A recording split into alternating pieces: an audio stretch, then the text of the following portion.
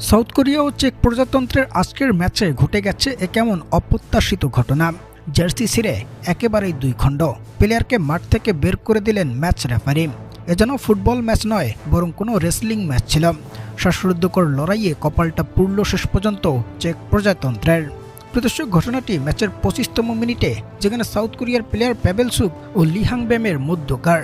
এখানে বল নিয়ে ছুটতে থাকা সাউথ কোরিয়ার ফরওয়ার্ডকে থামাতে পিছন থেকে জার্সিটা টেনে ধরেন লি হাং, আর এতেই তার জার্সিটা ছিঁড়ে একেবারেই দুই খণ্ডে পরিণত হয়। এরপর অবশ্য পাবেল সুককে আর মাঠেই দাঁড়াতে দেননি ম্যাচ রেফারি। দ্রুত তাকে জার্সি পরিবর্তন করে আসতে বলা হয় এবং তার জার্সি পরিবর্তন করে আসার পর আবারও শুরু হয় মাঠের লড়াই, যেখানে ম্যাচের 59তম মিনিটে প্রথম গোলের দেখা পায় চেক প্রজাতন্ত্র। তবে উল্লাসটা বেশিক্ষণ ধরে রাখা হয়নি তাদের।